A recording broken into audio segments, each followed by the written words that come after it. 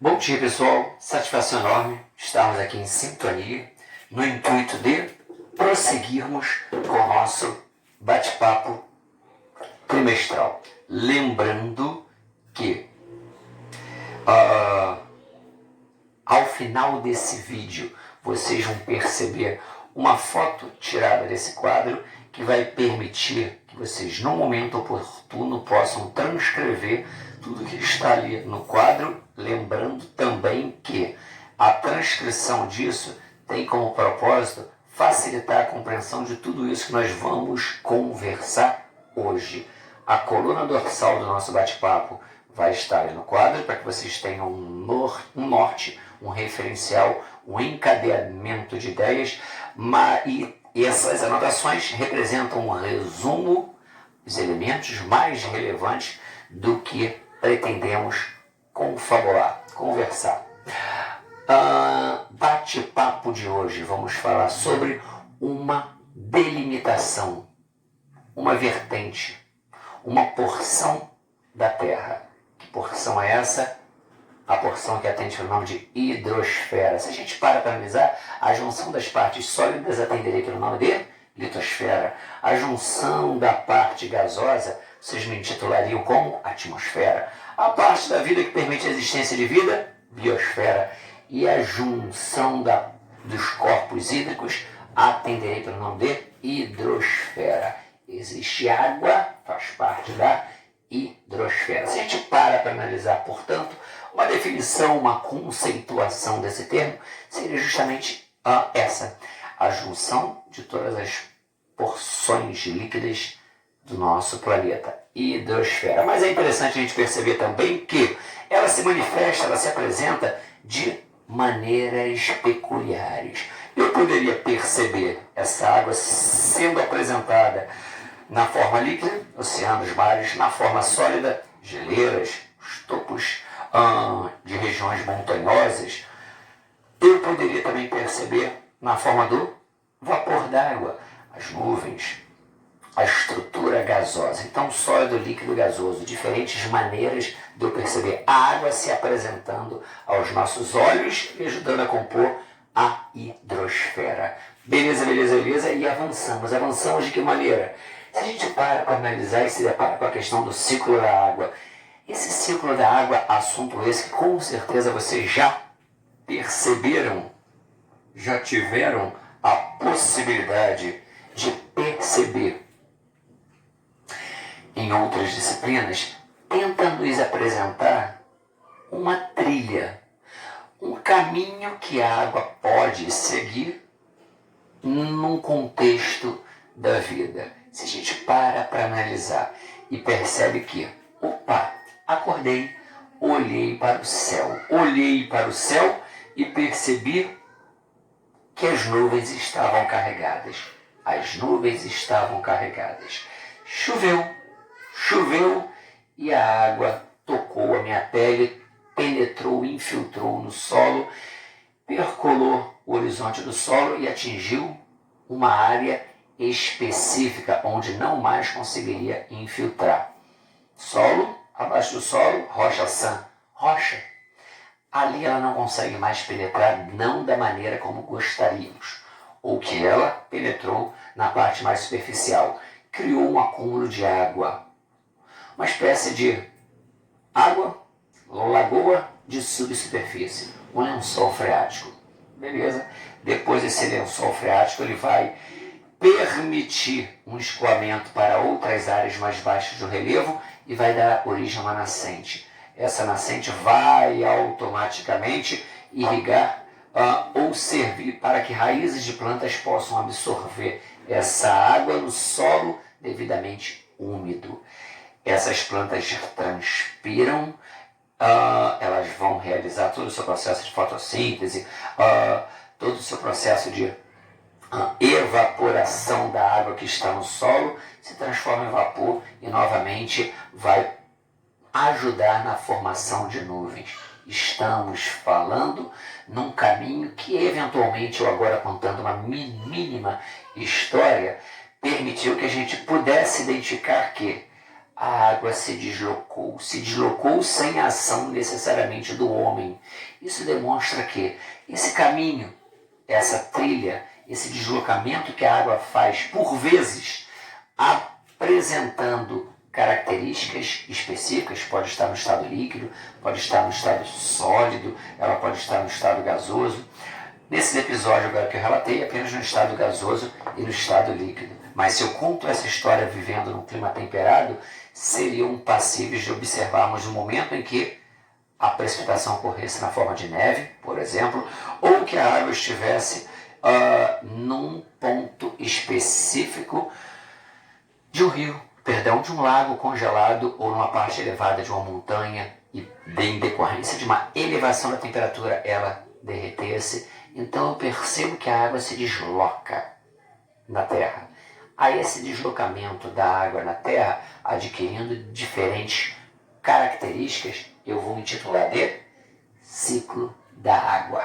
Show de bola! E agora sim avançamos e nos deparamos com o item 2. Item 2 esse que nos apresenta a necessidade, a percepção, o anseio de caracterizarmos, chamado relevo submarino. Opa! Se eu vou me dirigir, eu estou falando sobre hidrosfera, principalmente essa água se apresenta na forma líquida e em ambientes como oceanos e mares. Ótimo! Então vamos analisar de uma maneira mais detalhada a questão das regiões ou delimitações que existem no oceano. Show de bola! E aí isso nos apresenta 3 expressões. Plataforma continental, zona pelágica e zona abissal. Plataforma continental. Estou na praia a partir de 200 milhas. Diante daquele ponto em que eu esteja, a linha de costa, a praia, aquela região costeira, 200 milhas adentrando o oceano, eu intitularia de plataforma continental. É uma área onde características específicas são observadas. Uma região rica em diferentes formas de vida e absurdamente iluminada. A maior parte do pescado acontece nessa região. Show de bola. Zona pelágica, eu vou acompanhar o raciocínio que está aqui para a gente perceber que grande parte do que eu estou dizendo está diretamente atrelado àquilo que está registrado. Constituída por um relevo bastante acidentado, ou seja, é uma região do oceano que eu percebo cadeias montanhosas muito acentuadas. Um relevo bastante acentuado, mais profundo, portanto, a luminosidade proveniente do Sol já não consegue ser tão ativa, tão intensa. Nós temos uma diminuição sensível no número de espécies, a biodiversidade ela se apresenta de uma outra maneira, sobretudo em decorrência de ser uma área menos iluminada. Avançamos e nos deparamos com a região que tem o nome de zona abissal. É a área mais profunda. É nela que nós observaremos as chamadas fossas submarinas, fossas oceânicas. Além, tem uma região, zona, plataforma continental, zona pelágica, zona abissal. Na zona abissal, que já é uma área muito profunda, ainda tem as fossas submarinas. É como se imaginássemos grandes canyons dentro de uma área que já é profunda. Dá para imaginar a luz chegando ali? Não dá. Se não dá, nós temos uma adaptação muito intensa das formas de vida. Nós perceberíamos nitidamente que automaticamente vida existe de uma maneira bem mais escassa e essa forma de vida, por vezes, se apresenta de uma maneira bizarra, diferente do convencional. Não são raros os números de espécies que se apresentam aos nossos olhos, por exemplo, sem olhos. Eles têm sensores. Para que ter olhos se eu não consigo enxergar num ponto onde existe a ausência total de luz? Eu tenho sensores. É normal a gente perceber, por exemplo, estruturas vivas que produzem sua própria luminosidade. Não existe a luz oriunda do Sol, então eu vou me utilizar de uma luz produzida por mim mesmo. Então é uma maneira de percebermos que onde a ausência de luz se manifesta, a vida não deixa de existir, mas se apresenta com muitas adaptações. Avançando, oceanos, oceanos, oceanos. Perceberíamos o quê? Existem vários. Poderia citar o Atlântico, Pacífico, o Índico, o Ártico, o Antártico. Se a gente para analisar, vamos pegar esses três primeiros que eu citei, os oceanos Atlântico, Pacífico e Índico. São os mais contundentes, os mais relevantes, os mais expressivos, sim. Mas por que os oceanos, eles apresentariam denominações peculiares? Porque eles apresentam, além das localizações, eles apresentariam características muito específicas. Eu perceberia alterações sensíveis da temperatura, nível de salinidade, nível de profundidade. Então, se a gente para analisar, a gente percebe que eles recebem denominações peculiares porque apresentam aspectos inerentes a eles diferentes dos demais. Então, vamos pegar, pelo menos, nível de salinidade, nível de temperatura e a profundidade. São aspectos distintos que fazem com que oceanos recebam denominações diferentes. Show de bola. Avançando, avançando, avançando. Vamos para o item 4. Item 4 esse que nos remete a uma outra porção ou manifestação da hidrosfera. Rios. Opa, vamos melhorar esse termo. Cursos fluviais. Beleza. Os cursos fluviais nada mais representariam do que os rios, como eu já havia salientado. Mas rios apresentam compartimentações, além de serem classificados de forma peculiar. Compartimentações. Eu tenho onde o rio nasce. Eu tenho onde o rio deságua, onde ele termina. Vamos acompanhar aqui comigo? Onde o rio nasce, eu automaticamente poderia intitular de cabeceira ou nascente. E onde ele deságua, foz ou desembocadura. Os rios apresentam características muito peculiares. Eu posso ter um rio meândrico. O que significa isso? Meandro significa curvas. Um rio que tenha muitas curvas, ou seja um rio sinuoso, tenha grande sinuosidade. Normalmente, quando o relevo ele é muito plano, um rio ele cria a capacidade de se deslocar fazendo curvas ou criando meandros. Eu tenho rios que são retilíneos, declive, uma área bem acentuada, o rio não precisa fazer grandes curvas, um rio reto. Eu tenho, por exemplo, o rio pode ser retificado, é diferente de retilíneo. Quando há uma retificação, o homem criou muros nas margens do rio e fez com que um rio que apresentasse curvas, ele passasse a ser reto. Então, existem características, existem outros termos, mas nós vamos ficar por hora com essas características ou esses tipos peculiares. É interessante a gente identificar que os rios também eles podem ser analisados de acordo com aspectos muito pertinentes a eles. Ou seja, como ele se manifesta ao longo de um ano. O rio nunca seca, sempre tem um curso, uma vazão contínua. Então ele é um rio perene. Se um rio, ele automaticamente, ele acontece, se manifesta, sempre que eu tenha aconteceu uma chuva agora, ele surge. Depois de um tempo, ele vai perdurar. Passou um período maior desse intervalo de chuvas, ele seca. Então tem o rio efêmero. Choveu, ele existe. Depois da chuva existe um tempinho. Depois de um tempo maior, ele deixa de existir. Se eu paro para analisar, me deparo com a expressão rio intermitente. Vem o rio, superfície, o rio. Por razões específicas, chega em um determinado momento, esse rio ele não mais vai correr em superfície. Ele infiltra e ele tem o seu fluxo abaixo da superfície. Depois, por razões também peculiares, ele novamente volta a nascer ou a aparecer na superfície. Então ele é um rio intermitente. Não é bom para navegação, é inviável, porque automaticamente ele não tem toda a sua calha preenchida ao longo do percurso.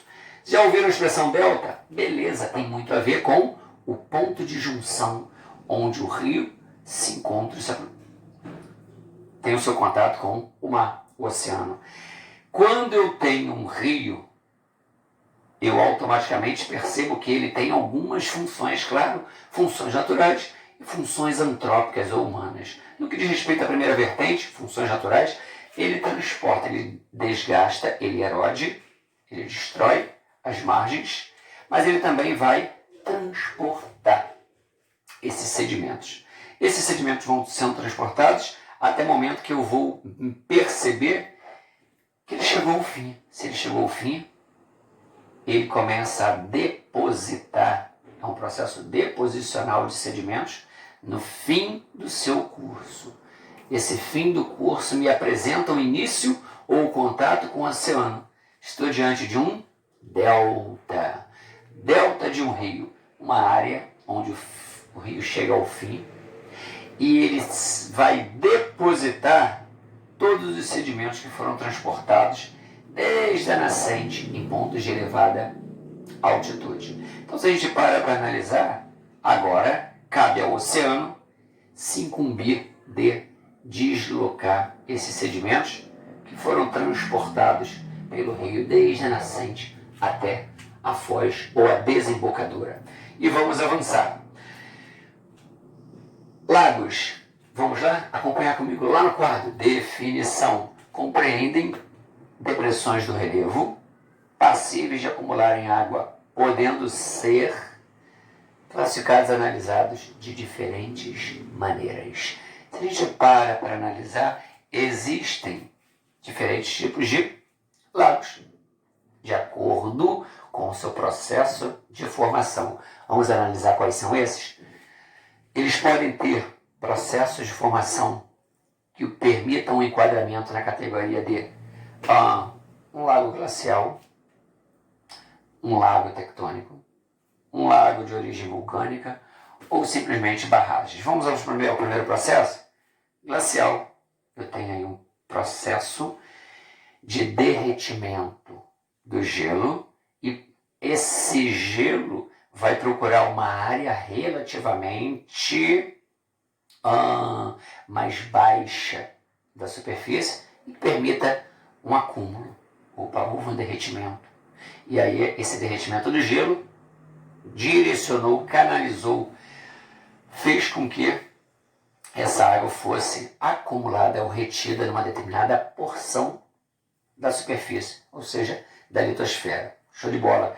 Tectônica, eu tenho estruturas ou movimentações do subsolo e por vezes eu vou perceber que áreas específicas que tinham uma determinada configuração, elas possam sofrer um soerguimento, soergueu aqui, essa área ficou mais baixa.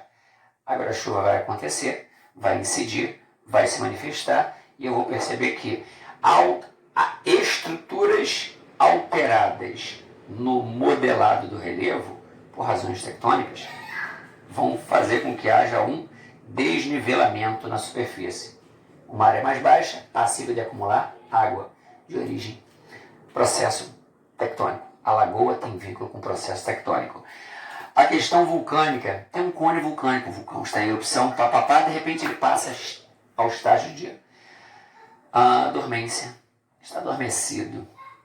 O cone, eu tenho um edifício vulcânico, mas nesse cone vulcânico eu tenho a cratera. Essa cratera se solidificou e criou uma estrutura relativamente rebaixada. Choveu, acumulou água e ali eu tenho um lago de origem vulcânica. Além das tradicionais barragens, vai ser construída uma represa. Eu crio uma espécie de uma muralha, devidamente com portas que vão permitir que a água passe. E aí tem todo o processo de conversão de energia mecânica em energia elétrica a partir da água. Mas eu represei, e aqui eu tinha um rio, agora passa a ter um acúmulo de água, um lago de origem humana, antrópica, mas que cai na conotação de uma barragem. Beleza? Então, gente, hidrosfera. Analisamos de uma maneira compartimentada, mas aprofundamentos acontecerão a partir de exercícios que vocês farão no futuro próximo. Beleza? Vamos ficando por aqui. Forte abraço, uma excelente semana a todos e até mais.